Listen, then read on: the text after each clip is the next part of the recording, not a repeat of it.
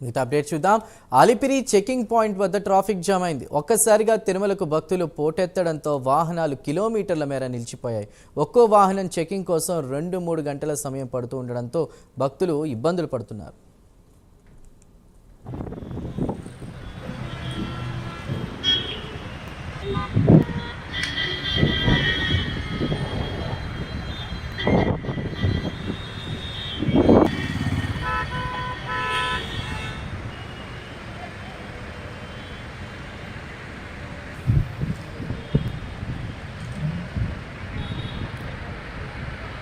Leave పెట్టాడు.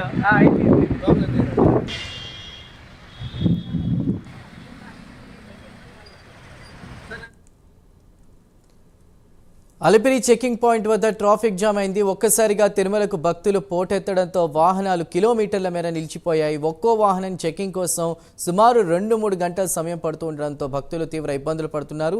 మరింత సమాచారాన్ని మా ప్రతినిధి సునీల్ అందిస్తారు. సునీల్, అలిపిరి చెకింగ్ పాయింట్ దగ్గర భారీగా ట్రాఫిక్ జామ్ అయినట్టు తెలుస్తోంది. అంటే కారణం ఏమై ఉండొచ్చు?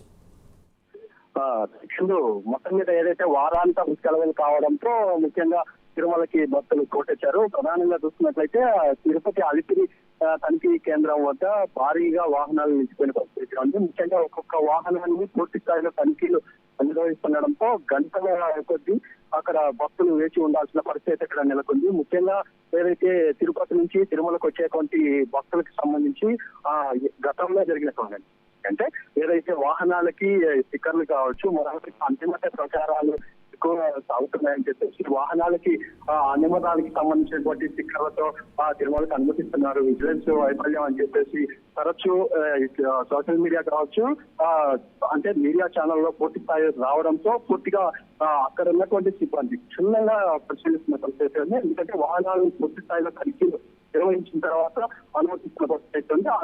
అందులో భాగంగానే ఈరోజు పూర్తి స్థాయిలో అక్కడ వాహనాలు ఒక్కొక్క వాహనాన్ని తనిఖీ చేసేందుకు 20-30 నిమిషాలు పడుతున్న సమయం భక్తులు ఎక్కువసేపు వేచి ఉన్న పరిస్థితి ఉంది. ముఖ్యంగా చూస్తున్నట్లయితే అలిపిరి తనిఖీ కేంద్రం నుంచి సుమారు అలిపిరి గరుడా సర్కిల్ వరకు వాహనాలు నిలిచిపోయిన పరిస్థితి ఉంది. ముఖ్యంగా వాహనాలు ఒక్కొక్కటిగా తనిఖీలు నిర్వహిస్తుండడం ఆలస్యం అవుతుండడంతో భక్తులు కూడా మండిపడుతున్న పరిస్థితి ఉంది.